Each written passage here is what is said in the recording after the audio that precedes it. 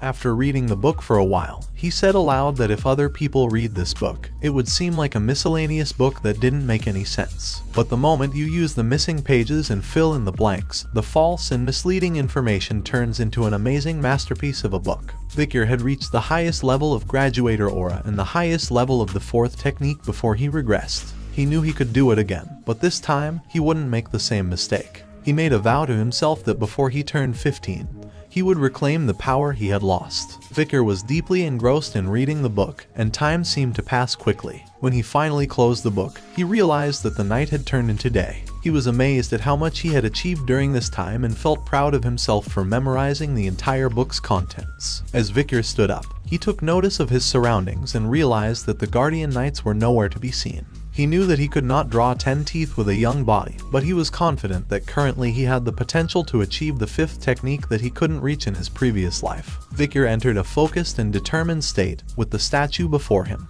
He began to strike it with his Baskerville sword technique, unleashing his full power with each attack. First, he executed the first technique, then the second technique, followed by the third technique, and finally, the fourth technique. As he fought, memories of his past flooded his mind. He remembered how hard he had worked to obtain the highest level of graduator aura in his previous life, but he couldn't learn a suitable sword technique, and only met with hostility from the people of the direct bloodline because he was an illegitimate child, and that was also the reason why he could not go beyond the fifth technique. But this time, Victor was determined not to let his past hold him back. He attacked the statue with all his might, channeling his anger and frustration into his sword strikes. In the midst of his attacks, Victor's thoughts turned defiant. With a vivid image of Hugo's face on the statue in front of him, he unleashed his technique, cutting through the statue with precision. Victor breathed heavily and wondered if he was able to execute the fifth technique.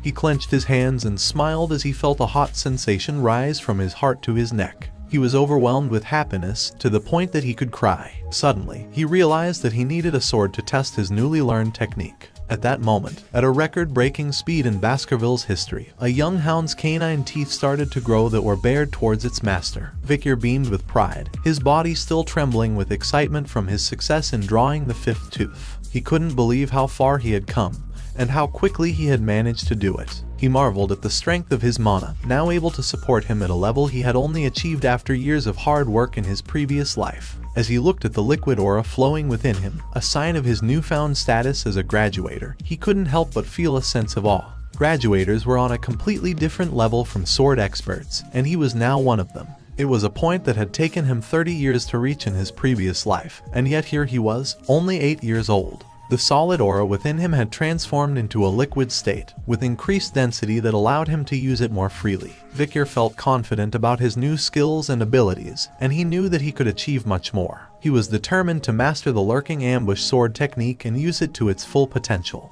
He realized that with this technique, he could smoothly transition between offense and defense, making it the perfect technique with no limitations. Victor carefully placed the book near the window and took a moment to reflect on his progress. He knew that he had come a long way since his regression, and he was now stronger and more skilled than ever before. He felt that he could challenge a mid-class graduator if he put his mind to it, and he was confident that he could win using his new skills. However, Victor also knew that he couldn't reveal too much of his strength to Hugo. He needed to give Hugo something to look forward to, so he had enough time to take everything he needed. Victor took out a magnifying lens and placed it carefully near the book. The sun's rays converged onto the pages of the book through the lens, and a little fire started burning it.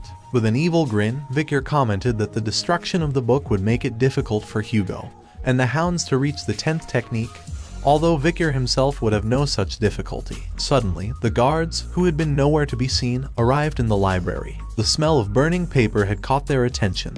They were startled to see Victor there and demanded to know what had happened. Victor's expression quickly changed to one of apology, and he explained that he had accidentally left the magnifying glass around, which had caused the fire. He offered to inform the butlers of the incident. The guards knew that they could be punished heavily for this, and after a brief pause, one of them spoke up that this was not something that he needed to apologize for. It was their fault for not looking after him properly, and they were just glad that this was an area with only useless books. Victor asked if they were busy with the Moore clan regarding the ruby mines. He thought they wouldn't have time to deal with small problems like this, especially since they weren't even there to begin with. The guards agreed to keep it a secret, as long as Victor was willing to do the same. As he started walking away, Vicar suggested they keep the incident between themselves and he apologized for taking up their time.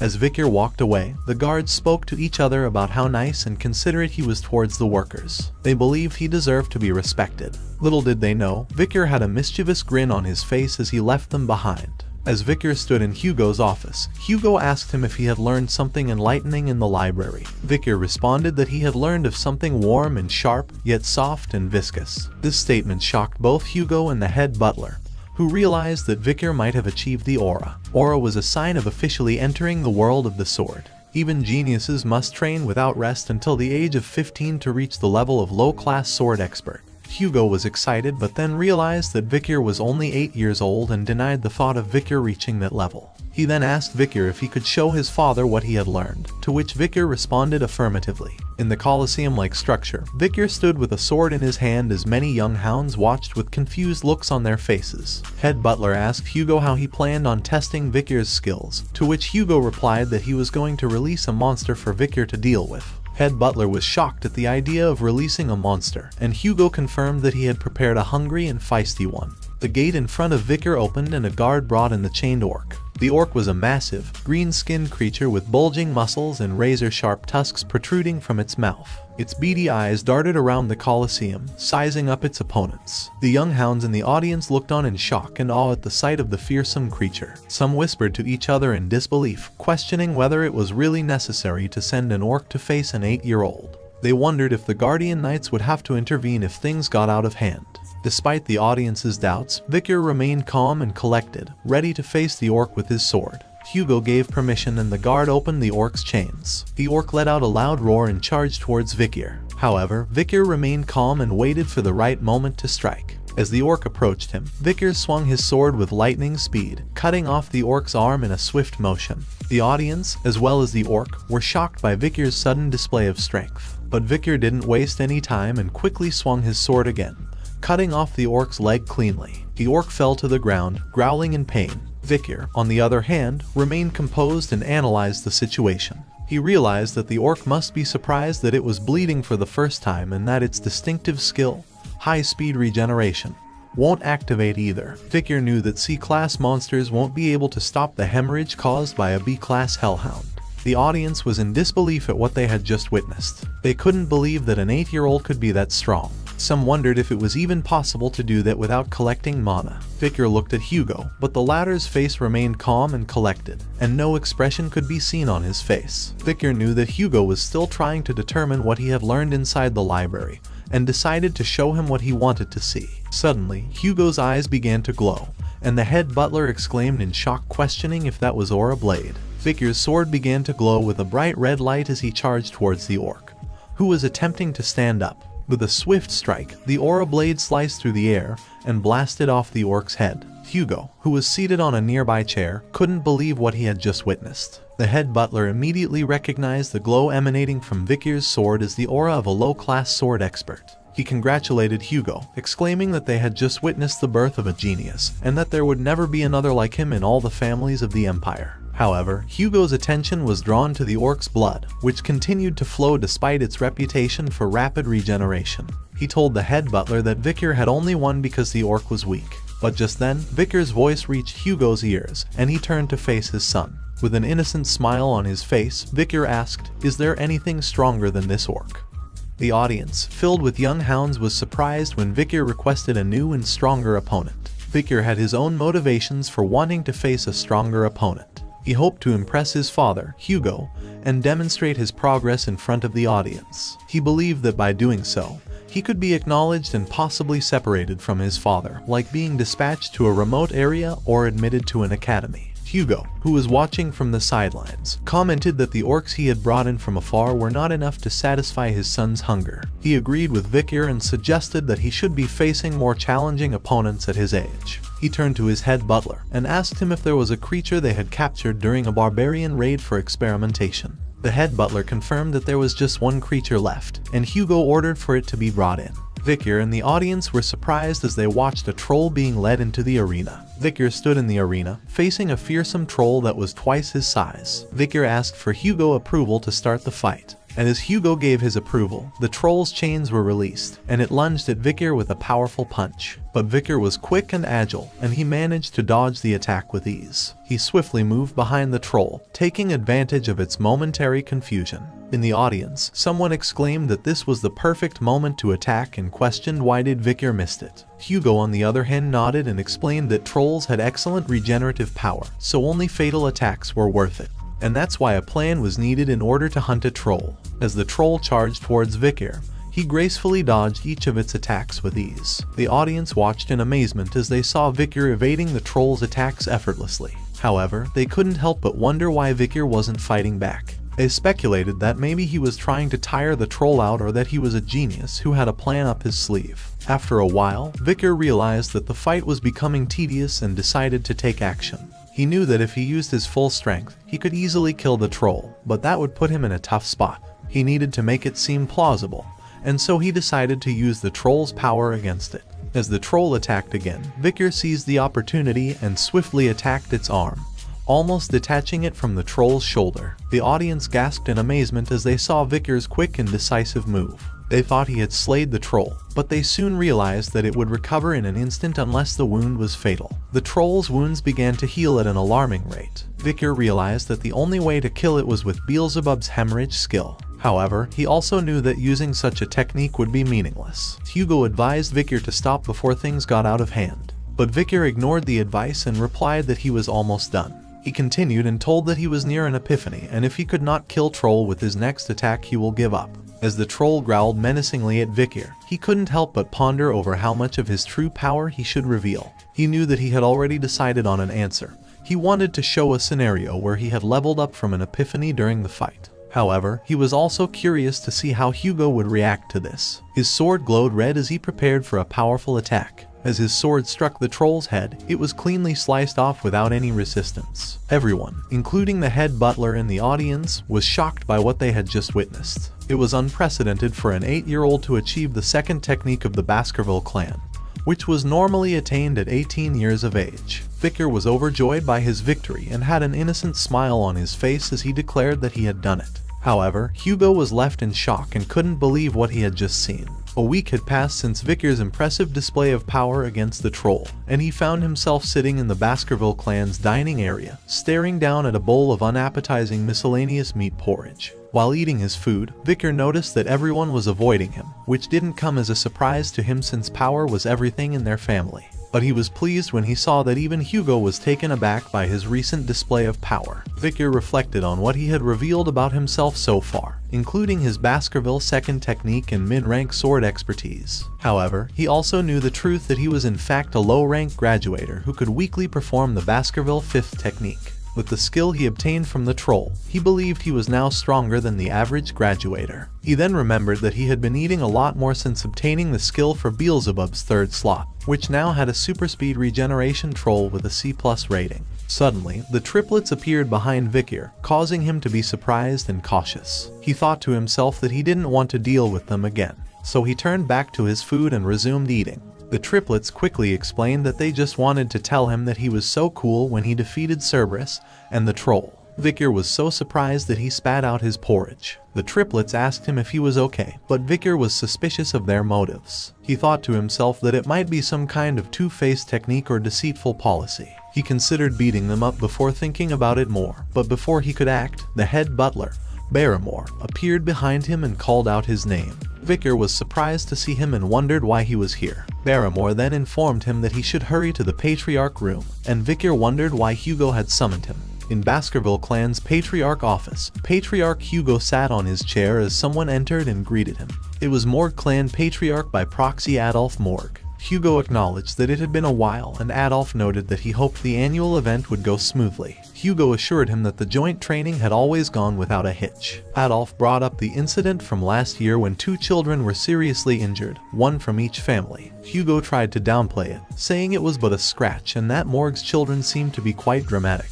Adolf retorted that it was because the Morgues were noble and dignified. The Baskervilles and the Morgs were once on good terms as they were a renowned mage clan and iron-blooded sword clan respectively. The past emperor had once said that magic and swords are a complementary pair, and because of this they began joint training sessions for children between the ages of 8 and 15, which was carried out annually in a good atmosphere. However, a problem arose when a ruby mine was discovered between their territories, and blood was spilt over the conflict. As a result, the two patriarchs came to be on bad terms, but they had to continue with the joint training as per the emperor's command.